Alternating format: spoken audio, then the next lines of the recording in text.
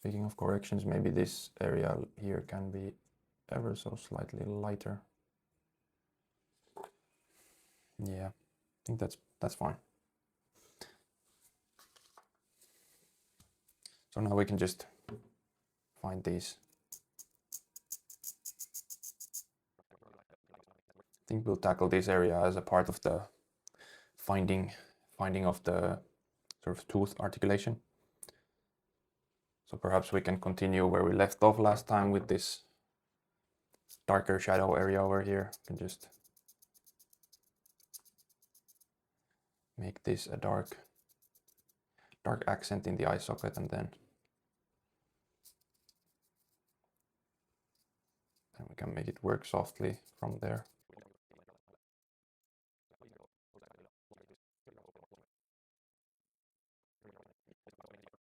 So yeah, this is more or less the level of finish I want to see with the variation stage. As you can see, there's a lot of grain on the paper, and that shows. And I'm hatching. I'm not really being too fussy about the sort of look of the finish at this point. There's a lot of like lighter marks that will be dot picking out in the rendering stage if we want to just clean it out a little bit. But I think this sort of gradation of tone from here to here is what we were looking for, in the right shape, in the right place. So we're looking to sort of add the information at this point. And just as a note, basically this is a way of working where you could basically leave the variations of the darks as the finished shadow stage, and you wouldn't have to even render the darks. But yeah, I guess this is fine for me for now. I might touch things up later, but of course I'm not gonna go over and dot pick all of the background as we did in school, because that's insanely time consuming and not really necessary for myself.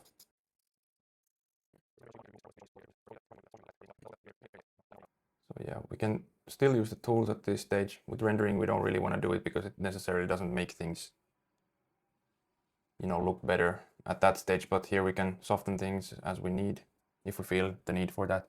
I was thinking that was looking a little bit rough, and something was bothering me. So also maybe here we can just soften the edge, nudge things around a little bit. Here you can also notice this area over here. We sort of looked at that before and tried to define it a little bit. Darkening this plane a little bit next to it already gave us enough contrast to have that read as a separate thing. And now we're happy with the value. We didn't have to, make it very light actually over there. So in the shadows, I think the rule of thumb should be that you always want to darken things before you lighten them, so you can maintain the contrast. Obviously, it's allowed to lighten things as well, but just want to, be mindful of that principle. Like, is there something you can darken to make it look better or more like the subject? There's something fairly subtle happening here with the sort of portion of the nose where the septum, the cartilage part separating the nose, the nostrils, I mean, happens. Sort of there's a darker note along there, but we want to sort of keep it kind of subtle. And I think that might be actually something we do in the rendering stage rather than now. But perhaps we can just sort of put some kind of placeholder over there right now, in the spirit of fixing the drawing. This area in the nose, I want to be careful because this is right where the seam in the papers is going. So I don't want to, replicate any kind of slight misalignment I'm seeing there. There's a little bit of a notch over there, but I can just leave it like it is right now.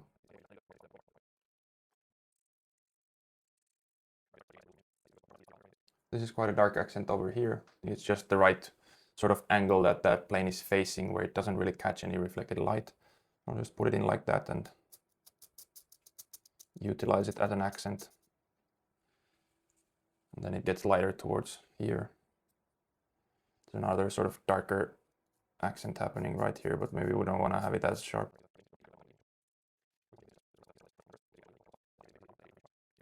I'm getting a bit too noodly for this stage. We see this kind of darker shape over here that sort of defines also where the upper jaw goes. And very small light things like that we're gonna leave for the rendering stage, I think. Those are like small details.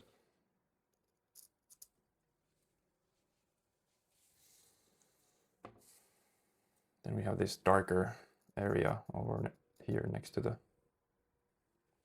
previous area. I think we just want to tone it in this shape pretty much. This sort of dent in the bone, I guess, that creates this pretty dark spot over here. But we don't want to really go overboard with the darkness, I think. Just want to make it recede. I think actually I placed it a bit too low, so maybe we can move it higher up. Again, as you can see, this works pretty perfectly. It sort of erases and blends at the same time to a sort of dark mid value, or dark shadow value even, I could say, but doesn't really pull out any white things in the shadows, which we definitely don't want. Just trying to get the right shape for now. I don't really care too much about the softness or anything like that. Just wanted to make it look like that shape. Yeah, I think that's enough for that area. We're fine with the fact that there's an indication of that area, and we can then move on. So I think in this area we want to create those sort of shadows that define the teeth over here. We can sort of roughly place them at this stage. These are all so small and detailed that we can, refine them at the rendering stage. But definitely we want to have them placed at this point. So this shadow goes a little bit too far down. Let's see if we can lighten it with this, or if we have to actually pull things out with the eraser. And I think we need to actually erase a little bit over here. So as you see, I can try different things before I grab the eraser, and then I very gently try to remove the tone, which is possible. So I don't go to paper white. You can use the eraser with finesse as well. So when you use the eraser and something happens, you pull up a little bit too much. I mean, the control isn't perfect, of course, so you might end up with something getting too light, like there I got to paper white all of a sudden, and there's a distracting bright white spot in the middle of the area. We don't like that. I think I need to move this further up.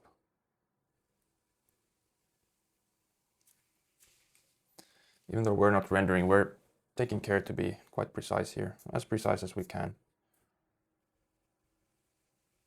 I think we can probably leave the indication at that. I'm looking at these tooth heights over here, or the top sort of end of the tooth. And I'm thinking if they're correct or if they should be a bit lower. No, if anything, I think the bottom edge will come up a little bit. That's probably the case for this. So if we can find the things from here, then we can accurately state the bottoms of the teeth as well.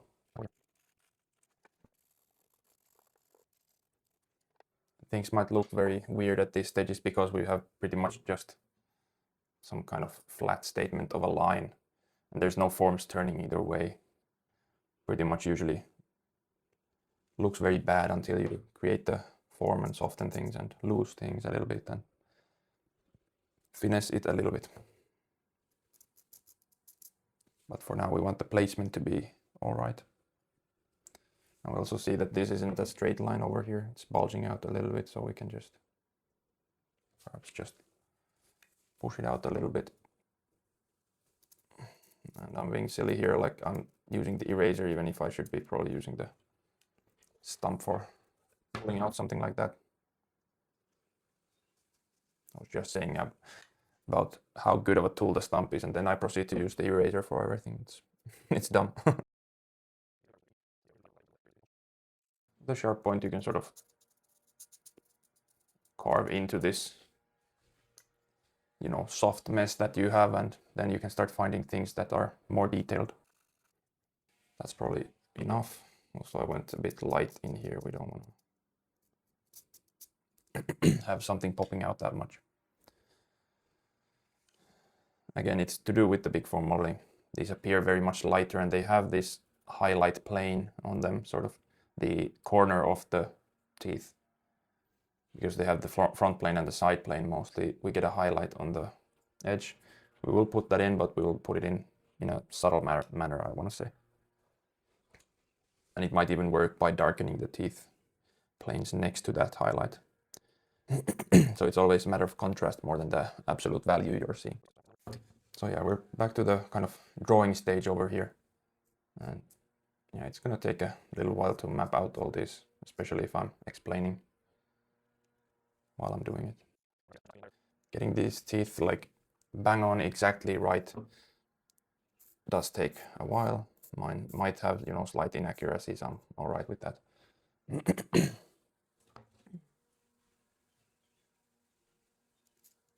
It's more of a puzzle of fitting all these smaller planes and these teeth like anatomically into each other. So now we see if this tooth fits to the stuff we placed before, and yeah, it turns out we have to bring it a little bit lower, I think, in order to have it sort of fit with what we've established. Just trying to see if the shapes more or less, you know, agree with me. Once we have all of those sort of linear aspects, let's say, once we have those in place, then it's easier to, you know, compare and see, you know, is this tooth too wide or too narrow, and what is something too tall or too short, or, you know, it's all about comparison. So then we can also look at alignments, like is this edge of the tooth aligning where it's supposed to? Maybe mine is a little bit too much to the right, and it's also looking a little too wide maybe, so I think it's easy to move this edge a bit to the left, and can sort of already establish a corner for the next tooth here. I think overall these lines can be very subtle, soft. We don't really need them as very linear to start with. So it's not easy to draw these sort of fine lines. These aren't very dark lines. They don't have like that full dark accent. But of course, drawing with charcoal, you're always going to make things a bit dark at first. At least if you want to sort of draw dark on dark, like over here. So I might have to just lighten things occasionally after I make the mark. But that's fine as well. Just soften it at the same time a little bit. All right, I think I'll take a break over here now. It's been like 45 minutes, and I'll come back with a fresh eye, you know, see if we place these things in the right place and continue from there. So this plane over here is definitely something that is a part of the planes of light stage, but we can perhaps sort of create a sort of helping line for us at this point. As I said before, like this process is meant to help us, you know, be more accurate and so forth instead of hinder us. So we don't have to be extremely strict about it at this point, since it will help us to define the rest of the teeth. Comparing to the height on this tooth right here, falls a little bit lower, this sort of top side. Let's say maybe it's like right around here. And the reason I hopped over into this tooth right here is because that's shadows we're working with, basically. And I think also I pushed it a little bit far on that side. Like these small shadows cast by the... Okay. I think that's the first time we lost a bit of footage due to my camera just randomly turning off, which is annoying. But it was around 10 minutes or so. So I'll just go over what we did during that time. So we're working on these teeth over here. We wanted to map these accurately in relation to the sort of upper parts that we've established are accurate enough for our taste. We sort of started mapping out this shadow over here, just as a general note. We'll be finding the more accurate things later. We use this sort of little guiding line, even though it's a light plane, like a dark halftone that we're seeing here, not a shadow. But as I said previously, it's supposed to help us, this process, rather than hinder us. So let's use these kind of things. We know there's tone going to be going there anyway, so it's not like we have to erase that mark at some point. yeah, so then I went over to this shadow area and started mapping out these lower teeth over here, and also defined this lower shadow a little bit more. This here is a dark halftone, so we're not putting that in yet, but we wanted to sort of establish this shadow over here a little bit more, let's say, precisely, so we can compare this height to the bottoms of the teeth. And these light things we're seeing here, they're basically exception planes. We won't be putting those in yet. We'll be putting in the shadow information for that area and pulling out some lights in the next stage, and that should make things look nicer. But yeah, I was working on this area right here when the camera, I suppose, when I noticed the camera had stopped recording. So saying this area sort of gets very soft and fades into black basically over there. There's a little bit of information on this edge right here of the separation of the teeth. So we can try to maintain that. But yeah, I think that's sort of a portion to tackle when we're rendering the darks. The main thing is we have these smaller light planes that are on these teeth right here, and having the like information on those teeth so we can place those planes accurately is the main goal for this stage, I suppose.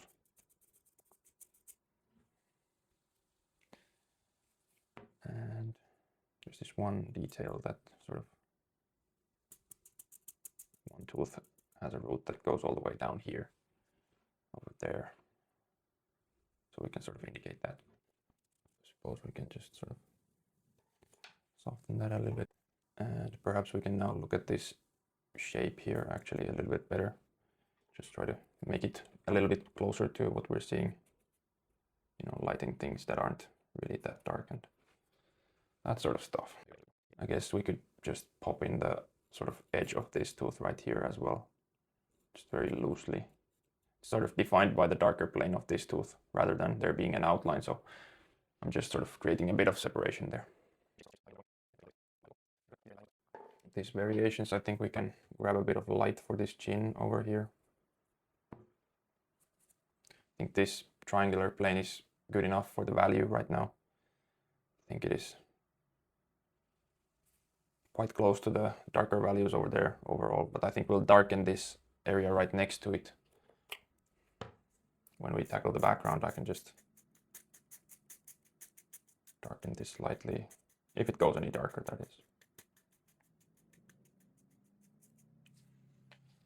Not really. But yeah, I guess the contrast is kind of fine over here. You can just define the plane shape a bit better, I think. It's a bit triangular like that. Working with big tools like that always moves the drawing a little bit, so you can just find the more accurate statement again. It's good to remember and remind yourself that if you could find it once, you can always find it again. It's not always easy to find, you know, the drawing, but definitely it's doable. Just softening this edge a little bit so it's less annoying to look at. Works more with the form we created during the big four modeling. And this area needs a bit more tone, so I'm just putting that in. So what I'm always looking at here, I'm looking at the shadow shape as a whole, not the individual, like, quote-unquote outlines of the teeth. That's probably the most important thing. We don't want to draw like rectangles in place of the teeth. I mean, this is approaching it, of course, but we know we're going to be putting in these planes for the form information. So it's not really something we mind that much. As long as the placement and the shapes are, you know, done accurately. Not like, I think the thing you want to really avoid is creating sort of mental images of what teeth look like, and everyone always sort of imagines that teeth are just rectangles placed next to each other in the mouth. But as we can see, it's obviously very, very individual and, you know, different placements and angles and shapes of the teeth. That's why dental maps are, you know, used for identifying people actually. This is also a bit of a placeholder as we don't have the light plane information there, so we're not exactly sure how they're placed. We're talking like on a scale of millimeters, so I'll always be nudging things back and forth. This is not a quick process for sure, but it is something that provides a nice result. I made this a bit too thick over here. So maybe that's better. So I'm trying to relate these sort of starting and ending points with the upper teeth over here. I think this is pretty much all right. And these teeth, we don't really have information for them yet, so maybe we can proceed with mapping out this shadow area more accurately next and start placing these teeth. But I think this is about as much as I can do now, and I will be continuing later.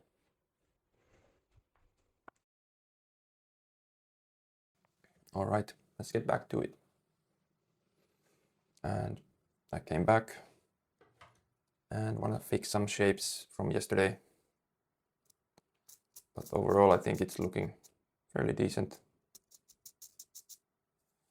You see this tooth gets quite thin near the base. So let's make it look a bit more like that. I think we could pull in the next tooth over here as well.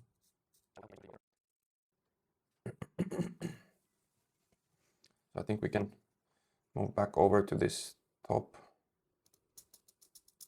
region of the teeth to fix the drawing and find the upper teeth over here. That will also help us, sync them up basically. Sort of cross-checking, I think would be a good word for that. Basically what we're doing now is we're just trying to copy accurate shapes of the things happening between these teeth over here.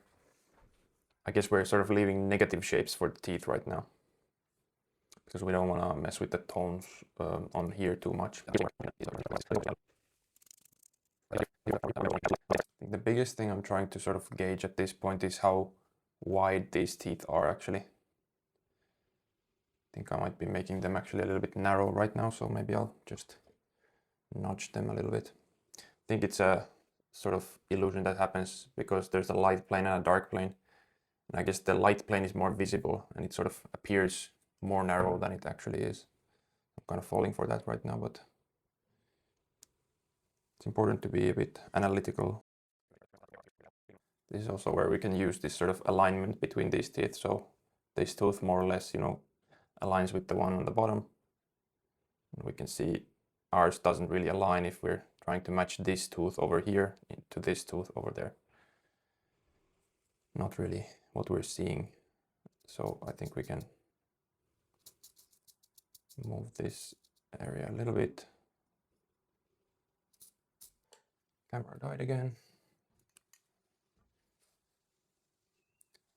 This time I heard it going, so we didn't lose any footage, but it's a bit annoying for sure. So I suppose we can actually use this bottom tooth to sort of intentionally align these things together. I think it could be that this tooth needs to be a little bit wider as well, so just make that happen. It's fairly simple to just push around shapes at this stage. Pretty good with this one. Let's keep going. I had a whole 2 minutes before the camera died again, so let's hope it's not something that will happen anymore. I'm using a dummy battery for the camera so that I don't have to worry about the short battery life on the camera and be charging those all the time. It seems the dummy battery really isn't that great.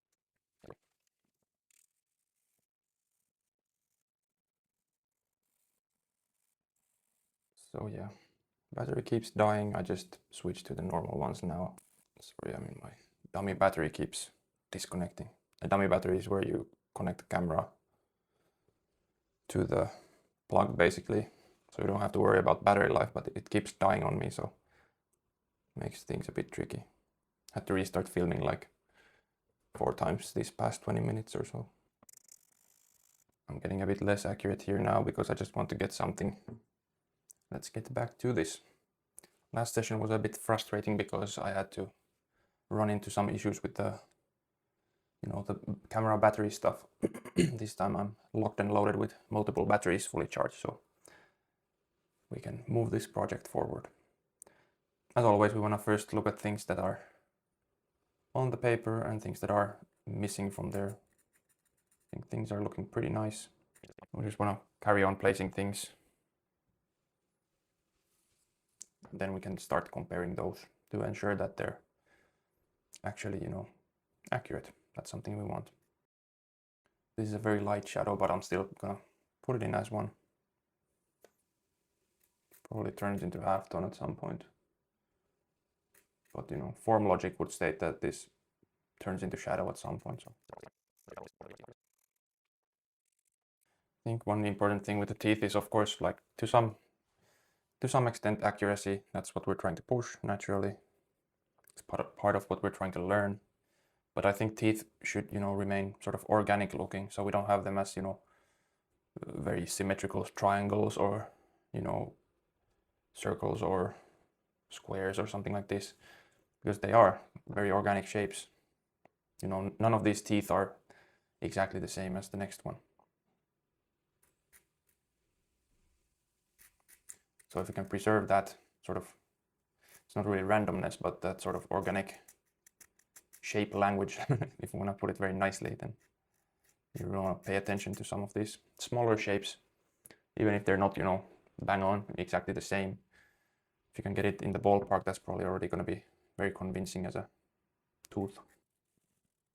I think we want to put in this sort of darker shape over here. At least indicate it somewhat so we can start to become a little bit more accurate with these shapes. Bouncing around a little bit, but if I find something that's looking like it's bothering me, I'll just try to address that quickly.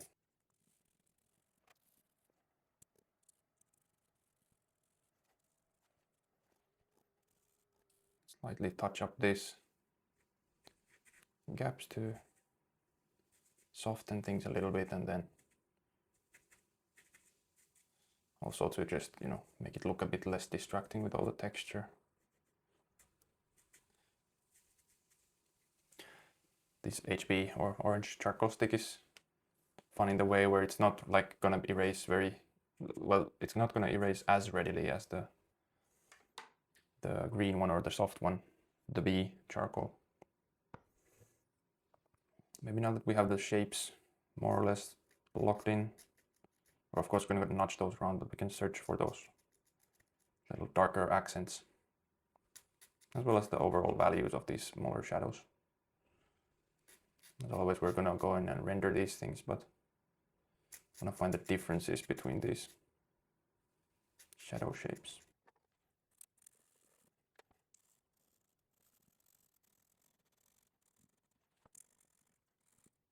Fairly subtle, but we're starting to get a bit of dimension on these otherwise pretty flat shapes over here.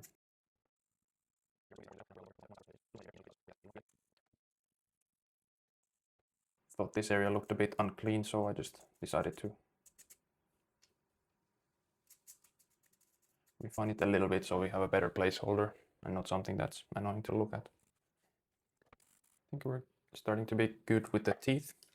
That was one of the more important things to address during this stage, because we were lacking that. That was more or less the last major thing we were lacking in terms of drawing information.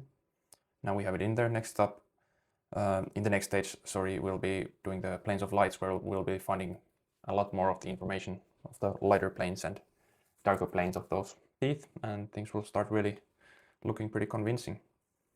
But before we go there, we want to still work on the shadows, as well as the background and the tabletop. We're lacking this reflection on the table, as well as the highlight on the edge of the table. Sort of the front plane of the table is missing as well. So yeah, we have some things to work still in this variations of the dark stage. And yeah, it tends to be that the variations take quite a while with this charcoal, because effectively you're finding all the dark information that you're lacking, which is, except for the very fine, texture details and stuff like this, and the finest, transitions.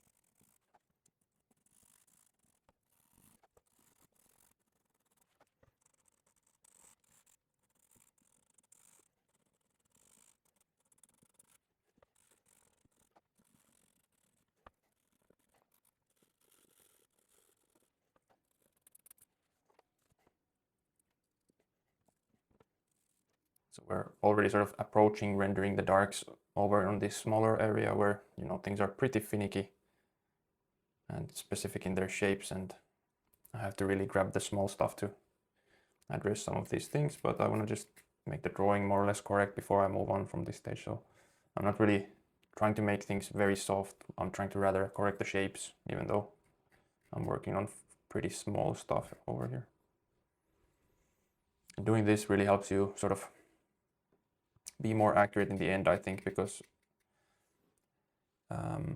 if you work on all these areas precisely from the start and you go over them many times, then of course, like each time you address them, you'll be even a little bit more accurate, hopefully at least. That's the goal. But if you just sort of leave them loosey-goosey at the start and then you finally reach that stage where you're supposed to make them accurate, then of course you'll try once, but then you won't really get the benefit of working on those areas multiple times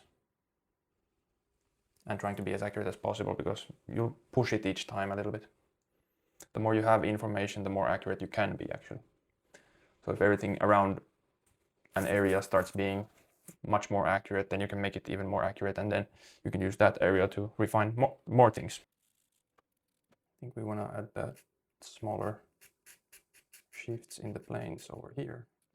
These are shadow planes that we're adding, which is why we can sort of work those now. It's not a part of the planes of light, even though they are planes and I'm speaking of them as such, but this is the stage to tackle them.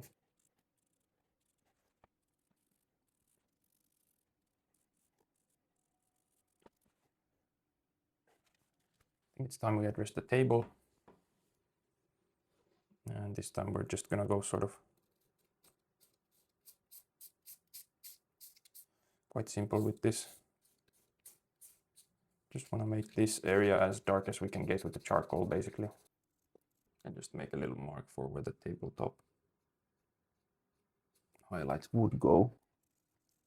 I think this is a case for using a ruler or any kind of straight thing that you have at your disposal, which might be a string or your maul stick like I just used over here. And be sure to step back so you can actually see from a distance if it looks to be fine. I think I pushed the right edge a little bit too high. And this is a little bit wonky on the bottom side, so I'm not really looking at that. My goal is to make everything, you know, sort of flat above this, but the bottom edge of the paper is taped, you know, it's not a straight line of tape, so I can't really look at this area for reference. I think it would help me sort of visualize a little bit better though if I push this line slightly higher, make this a little bit more solid. It's looking a little better now. So maybe if I make this line a little straighter.